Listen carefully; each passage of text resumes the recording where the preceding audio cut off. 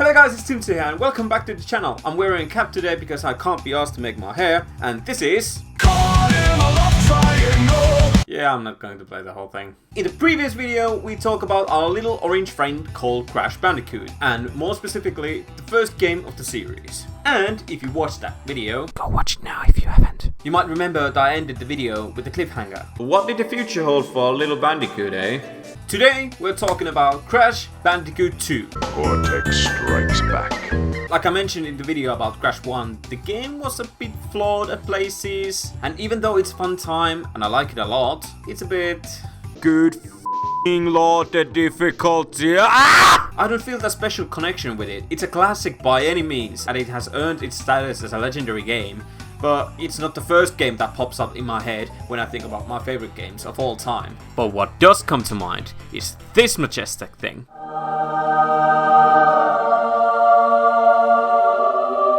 Jesus f***ing Christ, what a sequel. This game improved everything, from the graphics, story and gameplay, to the soundtrack, character design, enemies, boss fights, vehicle sections. It seemed like Naughty Dog turned everything to 11. These go to 11. And could see their previous flaws because pretty much everything that felt a bit off in the first game was improved. I'm not saying this game is perfect by any means, but it's rare to see these kinds of improvements and fixes they made to satisfy old fans and also newcomers to the franchise, and to make the game even better overall.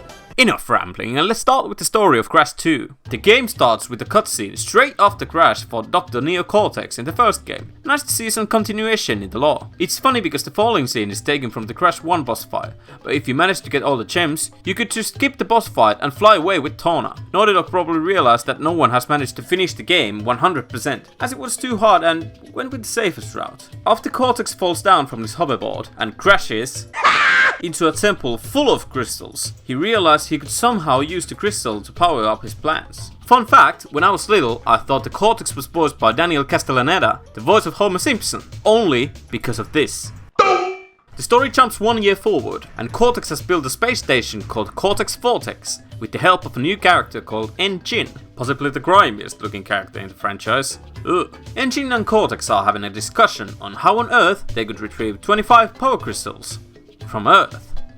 An enemy.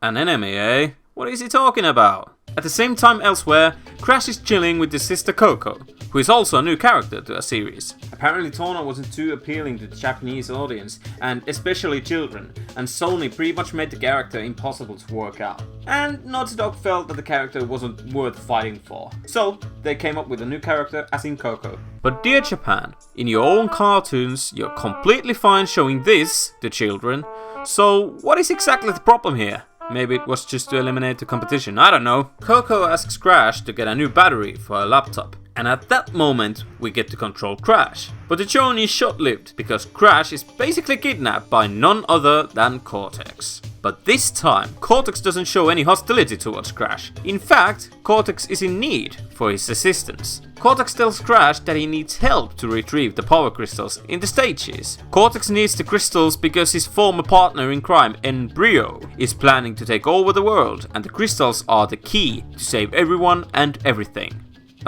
Crash, I think you might have lysis. So the basic idea of the game is crystal clear. Get the crystal from the stage and f*** off. But while you're picking up the crystals, Coco and Embryo himself intervene as you progress. As Cortex claims that Embryo is planning to take over the world, Coco and Embryo are telling you otherwise, and to go for the gems instead, not the crystals. So it is pretty obvious who you're going to trust. I know that the story isn't the main point in this game, and pretty much any other Crash game days, but it still could have been a bit more solid with tiny changes. For example, by not showing Cortex's plan straight away. The story could have been a far more exciting experience if the signs had been a bit more secretive to both ways, so there could have been a tiny bit feeling of doubt. Is Embryo lying, or could Cortex be genuine, only to eventually stab you in the back? But like I said, it's not the focus here, and I can live with that. Even though the premise is rubbed on everyone's faces immediately, there's much more to it in Crash 2. More cutscenes and more interactions with the characters. The game is more alive in my opinion, and you're not figuring out everything by yourself. the game speaks to you. In Crash 1, you get the intro and that's it. Go kill some crabs. So for the story in Crash 2, it's alright. Now, knowing our objectives, we can actually start playing the game, and oh lord, the difference between this game and the first one is noticeable. All the same elements are here. Linear 3D platforming in a natural and vibrant looking environment with occasional 2D sections. But everything is taken to the next level. The stages are brighter, more variety to them, there are more things happening in the stages and it gives a fresh new look to the series, even though it's still being recognizable as a Crash Bandicoot game. Crash himself is more agile this time around, and with more agility comes with a new moveset. Crash's spin is still there, right where it belongs, but now there's stuff happening in the circle button as well. While running, pressing the circle button gets Crash into a sliding motion, and if you time your jump right at the end of a slide jump can give you a huge leap over gaps and pits. Only pressing circle down makes Crash squat like a slab, and moving in any direction while holding the circle button, Crash begins to crawl. Or if you press X after getting Crash into a squat position, Crash performs a higher jump. Great stuff if you ask me, and now Crash feels more powerful to do things without needing to give him superpowers. We'll get there eventually. And for the most part, the new moves are not a necessity if you just want to finish the game, but if you want to 100% the game, you need to master the new controls. They are that important for getting the gems. And the game also inquires you to try the moveset out, as in bonus stages, where you can try things out without really dying. You sometimes have to use the new controls to get all the boxes. It's a good thing that you can casually finish the game without any new stuff. Not that there are many things to memorize anyway. But if you want to be good at this game, you need to learn all the controls. It feels like there is something to actually learn from the first installment, and it's worth it and satisfying, because the game gets more and more challenging as the game progresses. But you can still ignore them if you're not into that. There is also a little cheat, or maybe not a cheat, more of a using the game for your own good type of thing. If you do a slide jump normally, but just at the right time when you jump, press square to spin. It can give you enormous height and distance for your jumping, and you can do jumps you weren't meant to do. There is also a belly flop for Crash to break the new type of boxes, locked crates. So locked crates, aka steel crates, can be broken only by a belly flop. To do so, you need to jump and use the circle button while mid-air, and the steel crates aren't the only new box type in the Cortex Strikes Back. The Nitro crates, everyone's favorite green glass box. A same type of box as TNT crates, but without the countdown. The Nitro crates will be counted in the grand total boxes in the stage, and you need to break every single one in the stage to get the gem. But if I cannot touch them, how can I break them, you ask? Well, usually at the end of the stage there is this green exclamation crate that you need to spin or jump onto. After doing so, it breaks every single Nitro crate in the stage, and also the frame rate. Look, there is so much new stuff implemented to the game, it's ridiculous, but they're still so small that you are not playing an entire new game. It's still the same Orange Bandicoot, but with much more variety and character. For example, there's new death animations that are cartoony and adapt to the stage you're playing. Crash has a new face and body expressions that matches the situation you're in. The footprints that you leave and the cold breath in the snow stages, even the scenery is following your progress. You can also do this in the hub world.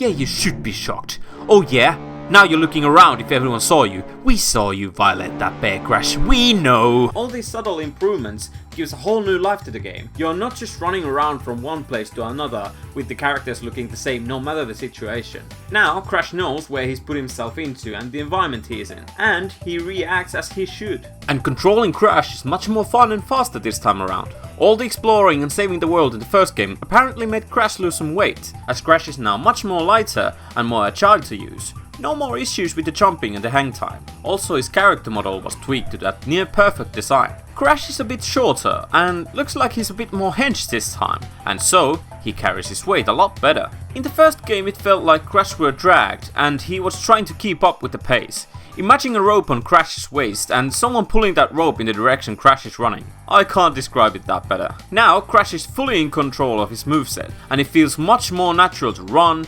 jump, crawl, slide, spin, walk in the mud, belly flop, monkey swing, dig underground, die. At most parts you need to platform like previously, but in some places you get to ride a water motor boarding thingy, jetpack, and like previously, Crash gets to interact with other animals in the riding stages. What have I got? And also the animal riding stages are much more fun this time, compared to the stiff controls. Now you have much more control of the polar bear, and making sharp turns isn't that much of an issue. Well, most of the time. Speaking of controls, this game was the first one to include analog mode, which is what I used for the most part. And for the most part I mean all the 3D sections are used by analog stick to give you more freedom to move wherever you want to, but in the 2D sections I switched to D-pad, and I use this technique just because it's so easy to switch between these two control styles. You feel like you're fully in control what happens and where you move, and if you happen to die, it's fully your own fault, not the clanky controls. Speaking of dying, do you believe in afterlife? Remember last time, in order to save the damn game, you had all that hassle to work with? I do. Well, guess what? You can now save the game whenever you fucking want. Let's go! Baby! Crash 2 introduced a new concept to the series, hub worlds. There are 5 hub worlds in Crash 2, plus 1 secret hub world, and in every hub world there are 5 stages, and in the middle there's this beautiful, beautiful save screen where you can save your progress whenever you like.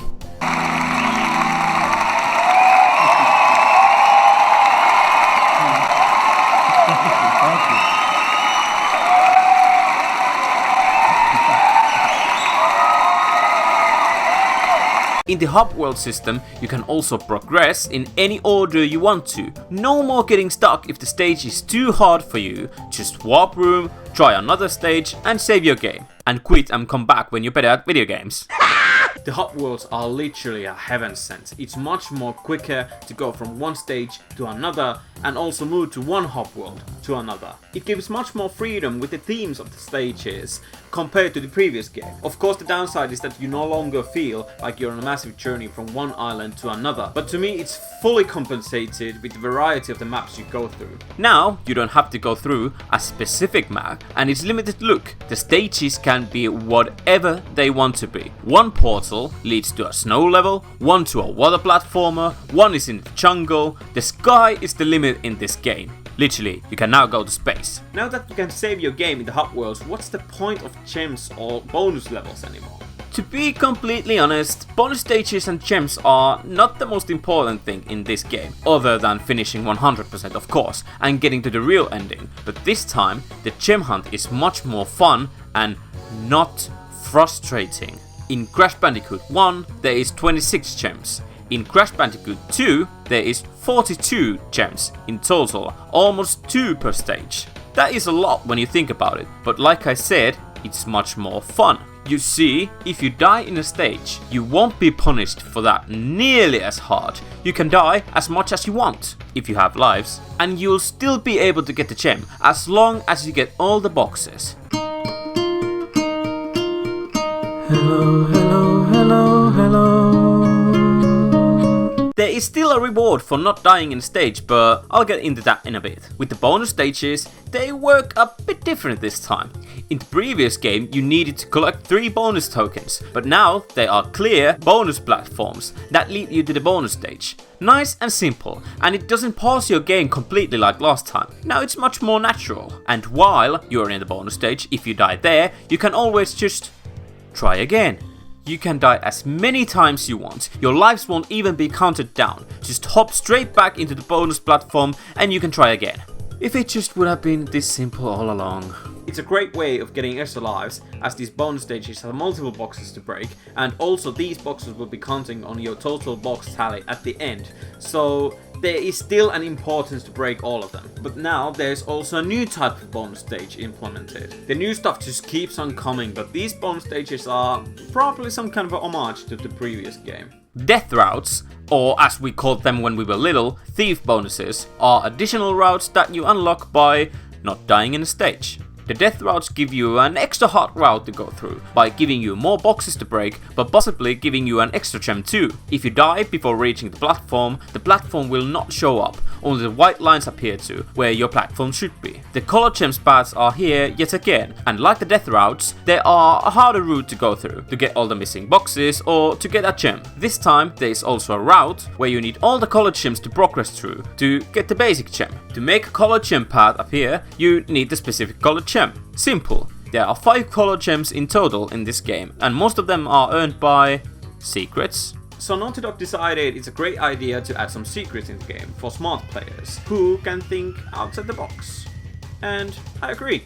It's so rewarding to complete these very subtle hints, and when you find them for the first time by yourself, you'll always remember them. You see, some things aren't what they seem. You'll get rewarded for being curious about things. For example, these platforms in the water at the end of the stage, why they would be there if there's no meaning to them. Or this one random platform in the middle of water. Or this timer that will show up as soon as you jump to a water jet board. And my favorite one, the fake wall in the eel deal, which I realized by complete accident when I was little. I literally thought I broke the game. The other secrets are unlocked in the same manner. Try to look out for clues and experiment with things. Not the blue gem though. Getting that is just stupid as fuck. I probably missed a few things here and there, but there is just so much to talk about, so it's probably best to just move on. Let's talk about how I feel about the game in general. In my honest opinion, this game is probably one of the best sequels ever made. Seriously, the first one was good and all and sold a ton, but this one improved everything, made everything more fun and enjoyable on every aspect. So much so that I could suggest everyone to skip the first one and go straight to this one. Play the first one by any means if you want to, but do it after you played this and the third one, and you really feel the difference, and how the second and the third are much more superior compared to the first one. Even the soundtrack is one of the best ever made. This is easily in my top 3 gaming soundtracks. It is just magnificent work overall by Josh Mansell, and every one of the songs are memorable. It really captivated the feeling of the stages, so much variety, and even all the bonus stages, including the death routes and color gem runs, have their own soundtrack just to give a special feeling to them that you're in a different part of the stage. The game is so good that there is almost nothing to complain about. Almost. I really love the snow levels in the game. They are probably one of my favorites, but the ice physics are just horrible. I have no idea how to make video games, and I don't know the effort that goes into making them, so I don't want to be an ignorant prick about it. But still, how heavy can they be?